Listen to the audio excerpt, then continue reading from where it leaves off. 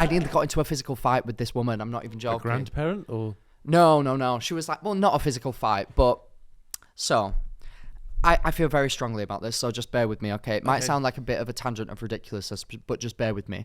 ABBA Voyage, do you know what it is? Like the ins and outs? Is it just it's a hologram show? Basically performance, but holograms. By ABBA, and it's very realistic holograms, and it's a full arena that is all electronic and is built just for that. So, like, you get in, and like all the walls light up at different points. Do you know, like that Sphere in Las Vegas? Yeah. It's kind of like that, but not as good. Kind of like not as immersive.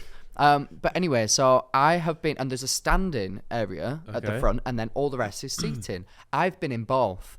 When I first went, it was standing, and no, it was seated. But everybody for the big songs. Does this change the story? The fact that you're seated or standing? Yes, big time. Okay, far too much information. No. It's very relevant. So in the seated section, everyone stands up when it's a big song because you're at ABBA, you're going to dance with everyone. Yeah. Then you just sit back down. Obviously, the standing people remain standard.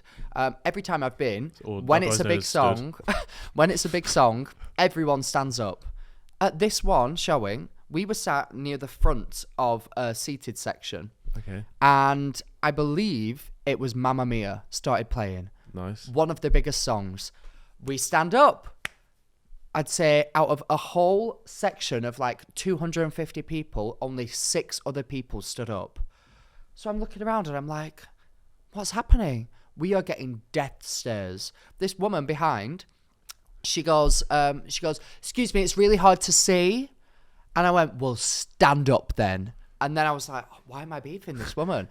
I was like, why am I beefing this? Like, she was like 30 years old. And I was like, oh my God, no, Max, maybe you are the problem. Maybe, everybody's just not standing up anymore. Maybe that's just what's happening. So I started to feel bad. And then the next big song, more people stood up. And I was like, right, okay, we started something this time. So about half of our section has stood up. Yeah. And then she does it again. She's like, oh, can you sit down? And I said, love, look. I'm sorry, I want to have a good time. I'm sorry that you don't. Bear in mind, all my family are here, so I felt like I needed to defend them for some reason, as if this woman was about to punch my grandma in the tit, which she was not. And then, unfortunately, does grandma only have one tit? Yes, yeah, it's in the centre as well. It's quite weird. And at the end, Dancing Queen plays. Obviously, biggest song, like everyone's loving it. The entire thing stand up, except this woman has made such a fuss about not standing up this entire time. She and like her 3 people that she's with stay sat down. They can't see a fucking thing because everyone around them is stood up. And I just turn around and I go, are you having a good time? Yeah, you enjoy yourself? Oh, I was so livid at this woman. And at first I was like, fair enough, I was standing up in front of her. Like, that is annoying. But I just expected everyone to. And then, do you know what it showed? That the stubbornness, it's not a good trait to have because you rid yourself of joy. Okay, initially, first case where it's just you guys in front and everyone else is sat down, I'd say... Bear in mind, it's tiered, so like they could still see. It wasn't like we're directly in front of everyone. It's like tiered seating, like a normal concert. Okay. So they could still see. And we did sit down because we felt awkward because nobody else was stood up. Right, okay. Yeah, screw her. Yeah, screw that bitch. Yeah. Anyway, what else did you do at Christmas? No, that was amazing. And then, so that was like highlight of my life. My grandma loved it. She knew all the songs. It was amazing.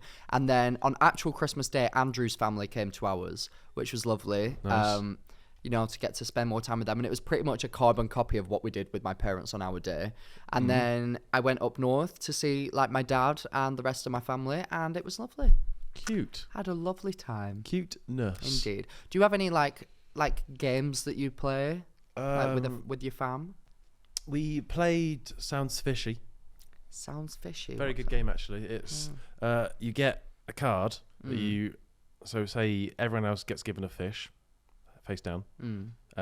I, as the person that round who's doing the guessing, have a card up, and it will say, in 1559, a plague swept the nation, which made those infected do what? And then on the other side of the card, it says the answer. You all look at your little fishes. Everyone's got a red one, a red herring. one person has the blue one. The person with the blue one has to read the actual answer. All the people, the red herrings, have to make up an answer.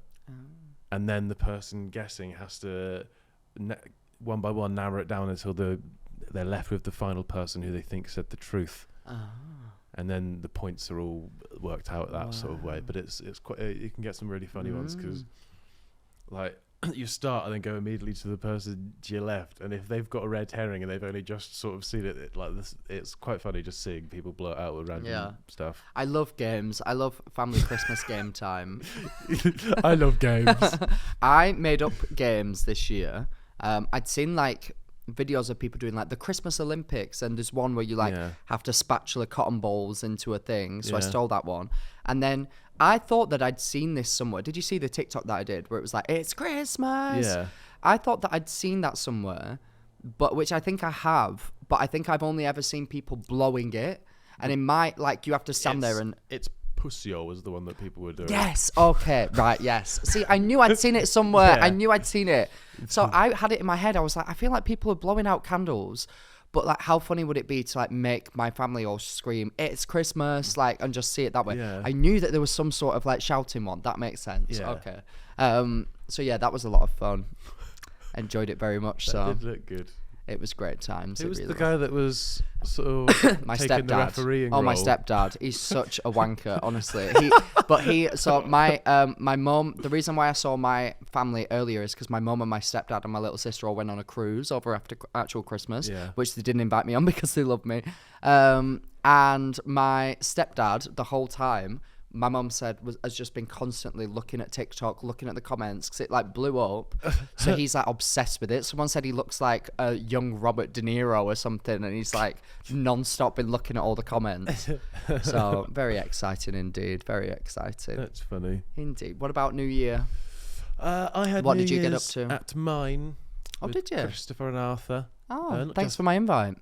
Well, we invited our friends. We didn't think colleagues would come. Oh, right, okay. That's great. So no, I was going to invite you and Andrew, but it was a crowd of people that I don't think you've actually met many people. Yeah, so you just right. So we're not cool enough. Thanks to invite to your house. So we're not cool enough to get it. What you want about invite to my house? What you want about? Yeah, New Year's at yours. Oh, I didn't. My boyfriend had New Year's at our house. I had nothing to do with me. What are you talking about? All right then, Max. I'll invite you next time. Yeah, really nice. So who was invited there? Who made the cut? Who was cool enough to get in? It was myself, Christopher, Arthur Hill, right? Arthur Television. So am I not straight enough? That's the vibe I'm getting so far. I fit We've got some pretty the white homosexual ones male. coming up. I fit the white male. I'm not straight, so homophobic instantly out the gate. Carry on. Harry rode to shore. Did he? I don't know. Harry rode to shore. What the fuck? That's someone's name. Harry rode to shore. Harry Lewis, but right. I Continue. thought maybe you would know. Did he? Calfreezy. I know him. Randolph. Fucking hell. Reeve. Is that the wizard from Lord of the Rings? Come on, man. That's someone's name. Not cool. Someone's name is actual Randolph. His name's Andrew. Oh. What is going on? Why are you talking in riddles? Reeve. His real name's Ollie. Can everyone just grow up and use their real name? What's happening? D459. R2D2? What is this? Star Wars? No, Theo Baker. Right, so you literally just invited a bunch of straight white male YouTubers. I like that you guessed the ones that you don't know are white. Yeah. Am I right, Callum? Yeah, so go on. So, number one, why are you bringing racism into 2024? Why is that one of your key objectives? Number two, homophobia. I'm an 8th Irish. And number three, just general hatred of me. Why are these the three things that you thought were most important to bring into 2024, George Clarke? They were the main things that were pissing me off about 2023. No. What did you all do then? Just watch each other's YouTube videos and wank off? Yeah, no, we did. Right. Well, no, everyone turned up 2 hours late, apart from Harry, and we all just sat there watching aquarium, like, mood videos, like, you know, that's supposed to go on in the background. Yeah. It was just like an aquarium. You all right? We were doing drinking games, guessing what shot was going to be next. What shot? As oh, in, right. Is it okay. going to be a wide shot of all the fish? Is it going to be a close-up of a turtle? Jeez, do you know what? I'm really gutted I missed out on this part because it sounds fucking mental. So I'm really sad. I saw at the start of the most recent Fellas episode that Freezy, I knew he got drunk. Him and Harry got very drunk, and at the end of the night, because he said he woke up after that night with loads of anxiety, and I knew for a fact, obviously, he'd messaged me the night the end of the night, like apologizing for things, and I just deliberately left New Year's Eve, on New Year's Day, like in the morning. Right. And I just deliberately left it just to try and play with him because what was he apologising for? What do you mean? Basically, at the end of the night, him, Randolph, and Harry just sort of all just jumped on our sofa, and the armrest like almost broke. It's very flimsy now. Yeah. But then they just kept like hopping on top of each other, and then I think Freezy poured a drink over Randolph, and then I went over and I was like, guys, what the fuck are you doing? And then he grabbed me by the collar and started like tugging me into like joining. I was like, no, what are we doing here? Then his girlfriend pulled him away, and his girlfriend pulled him off.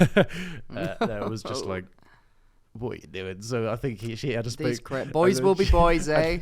Then I think boys will be boys. What they like. Me. But yeah, he said on their episode that he didn't want to message because he didn't want to know what's happened. So there you go, Cal. That's what happened. It was. You need to be locked up, sir. You were jumping fun. on sofas. Someone does that at your house. You go, I've just had them gifted. I waited 4 months for them. No, I would literally punch them straight in the throat. Exactly. Honestly, if someone came to my house and jumped up and down on my sofa and poured a drink everywhere, I would punch them in the balls.